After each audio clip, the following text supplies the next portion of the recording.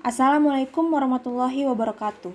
Masalah sosial adalah perbedaan antara harapan dan kenyataan atau sebagai kesenjangan antara situasi yang ada dengan situasi yang seharusnya. Kami mengangkat salah satu masalah sosial yang ada di sekitar lingkungan untuk menyelesaikan tugas ujian tengah semester, yaitu mengenai penyalahgunaan narkoba, yang disusun oleh Mutiara Putri Sukma, Nadia Utami, dari kelas C Pendidikan Antropologi.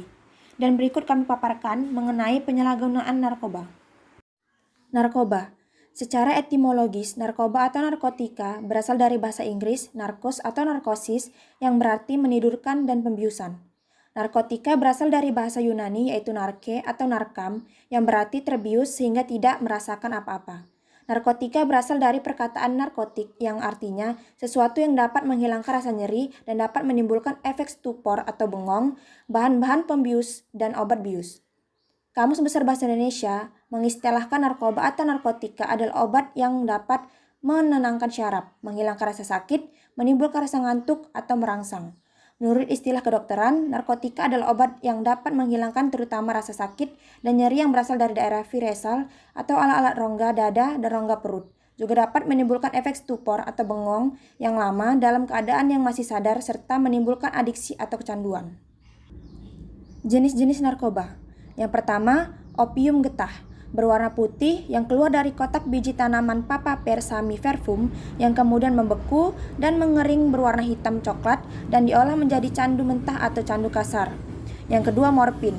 Morfin dalam dunia pengobatan digunakan untuk bahan obat penenang dan obat untuk menghilangkan rasa sakit atau nyeri yang bahan bakunya berasal dari candu atau opium.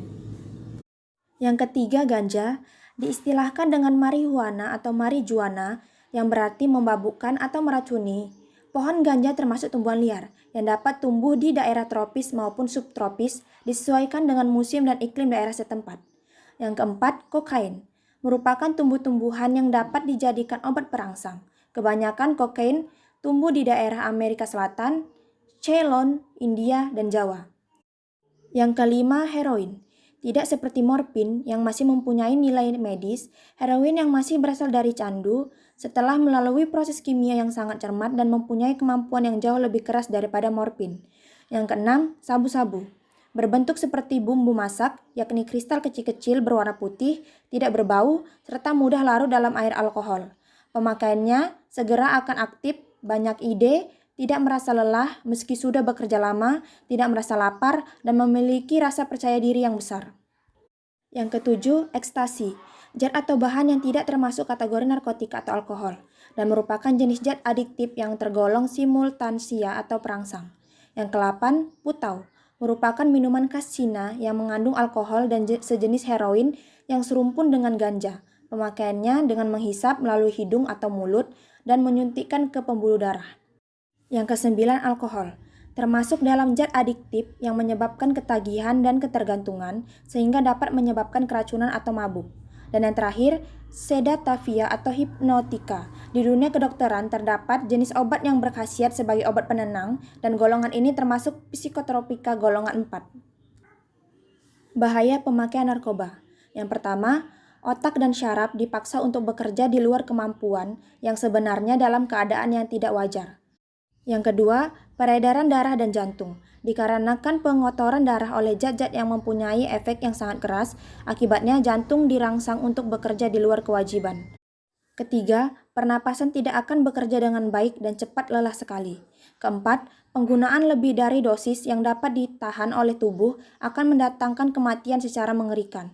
Dan terakhir, timbul ketergantungan baik rohani maupun jasmani sampai timbulnya keadaan yang serius karena putus obat.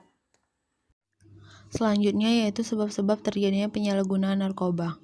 Yang pertama ada faktor subversi. Dengan jalan memasyarakatkan narkoba di negara yang jadi sasaran, maka praktis penduduknya atau bangsa di negara yang bersangkutan akan berangsur-angsur untuk melupakan kewajiban sebagai warga negara. Subversi seperti ini biasanya tidak berdiri sendiri dan diikutin dengan subversi dalam bidang kebudayaan, moral, dan sosial. Yang kedua ada faktor ekonomi. Setiap pencandu narkoba setiap saat membutuhkan narkotika sebagai bagian dari kebutuhan hidupnya yang cenderung dosisnya akan selalu bertambah dibandingkan dengan beberapa barang dagangan lainnya. Narkotika adalah komoditi yang menguntungkan meskipun ancaman dan resikonya cukup berat. Yang ketiga yaitu ada faktor lingkungan. Yang pertama, faktor dari luar lingkungan, keluarga. Adanya sindikat narkoba internasional yang berupaya untuk menembus setiap tembok penghalang di negara maupun dengan tujuan untuk mencari keuntungan atau subversi. Dengan jaringan yang cukup terorganisir dengan rapi, sindikat-sindikat narkoba berupaya dengan keras untuk menciptakan konsumen-konsumen baru dalam mengembangkan pemasaran narkotika dan obat keras. Yang kedua ada lingkungan yang sudah mulai tercemar oleh kebiasaan penyalahgunaan narkotika dan obat keras. Mudah sekali menyerap korban-korban baru di sekitarnya. Lingkungan ini biasanya tercipta oleh upaya pedagang obat keras dan narkotika sebagai agen atau kaki tangan sindikat narkotika.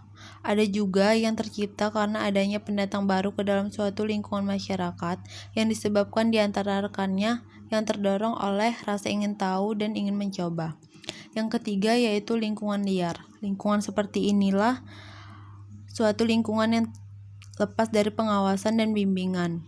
Lingkungan seperti ini dicita-citakan oleh sekelompok anak-anak muda yang ingin mencari tahu kebebasan tersendiri. Kelompok ini diawali dengan perbuatan-perbuatan yang sifatnya demonstratif dengan menonjolkan nama geng. Kegiatan selanjutnya dari kelompok ini ialah dengan tindakan kekerasan seperti perkelahian, pemerkosaan, kejahatan dan tindakan-tindakan lainnya yang negatif termasuk penggunaan narkotika dan obat-obat keras secara bebas dan berlebihan. Lingkungan seperti ini pada dasarnya sekarang memberikan rangsangan yang sangat keras kepada remaja yang jiwanya dituntut untuk mendapat kebebasan dan kehebatan-kehebatan. Lingkungan seperti ini pula biasanya menjadi suatu distribusi narkotika dan obat keras lainnya. Yang keempat ada faktor dari dalam lingkungan keluarga.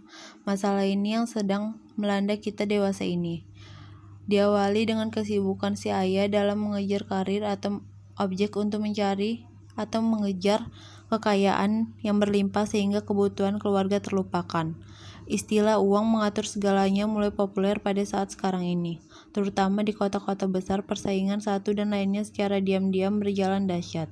Dalam persaingan yang tidak resmi inilah orang terpacu untuk mengejar karir atau kekayaan dengan segala cara termasuk menelantarkan keluarga.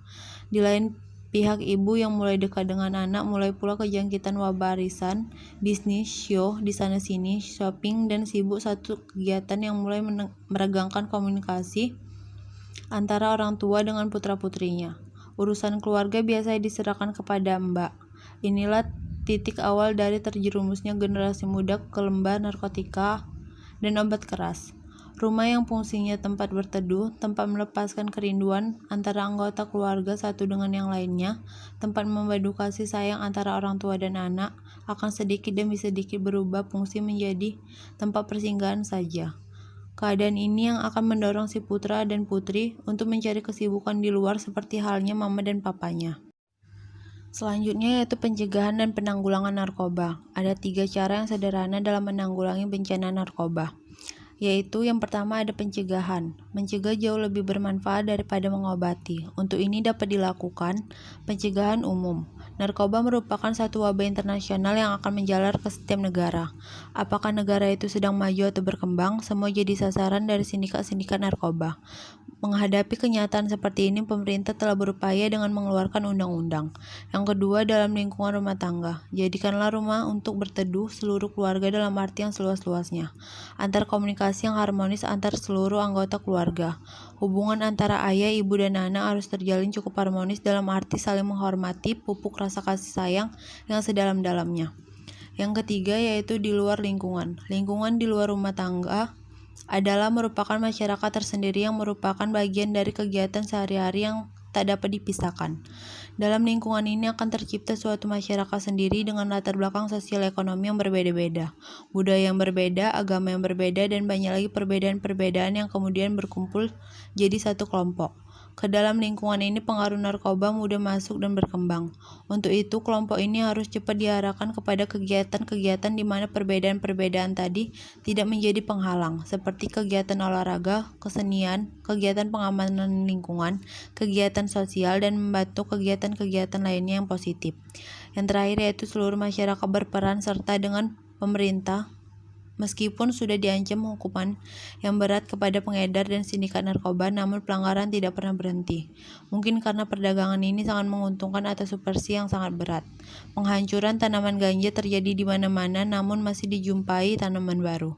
Hal ini harus dihadapi bersama oleh seluruh lapisan masyarakat dengan aparat pemerintah dalam penumpasannya.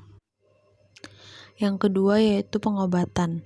Merupakan upaya yang harus segera dilakukan bila individu secara positif sudah memberikan tanda-tanda karena kecanduan narkotika ini mempunyai permasalahan sendiri dan berbeda dengan penyakit lainnya. Karena rumit dan kompleksnya masalah ini yang menyangkut aspek organobiologi, sosial kultural, penglibatan terhadap ketergantungan narkotika dan obat keras ini sangat sulit. Meskipun demikian, upaya ke arah pengobatan korban ketergantungan narkotika atau psikotropika harus dengan cepat dilaksanakan. Dalam pengobatan tidak hanya persoalan deteksifikasi serta pengawasan saja, perlu pula disertai evaluasi serta bimbingan psikiatrik yang kontinu.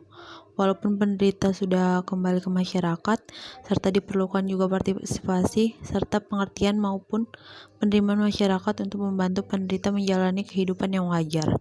Untuk penderita yang akut, perlu diadakan di tempat-tempat pengobatan yang mempunyai sarana-sarana perawatan. Dalam keadaan kritis, tindakan-tindakan harus segera diberikan sebelum penderita mendapat perawatan dokter yang intensif. Yang ketiga yaitu rehabilitasi. Rehabilitasi atau pengembalian korban ke tengah-tengah masyarakat merupakan upaya yang paling akhir. Akan tetapi cukup rumit disebabkan oleh karena adanya post-addiction syndrome. Keadaan sudah mengalami pengobatan, penderita masih menunjukkan gejala-gejala ansietas, depresi, keinginan untuk memakai obat, keadaan emosional yang masih sangat labil. Penderita masih sangat mudah terpengaruh pada lingkungan. Sebabnya karena adanya gangguan struktur kepribadian dasar, sehingga adanya penyesuaian dan pengendalian diri sangat labil. Disinilah perlunya partisipasi serta pengawasan profesional. Mengingat kompleksnya masalah ini di mana menyangkut banyak segi-segi kehidupan di masyarakat, maka diperlukan kerjasama dengan instansi-instansi lain. Terbatasnya fasilitas pengobatan dan rehabilitasi serta tenaga profesional yang terdidik. Sekian pemaparan kami mengenai penyalahgunaan narkoba. Semoga dapat bermanfaat bagi kita semua. Jika ada kekurangan dalam menjelaskan atau kesalahan kata kami, mohon maaf. Wabillahi taufiq walhidayah. Wassalamualaikum warahmatullahi wabarakatuh. Terima kasih.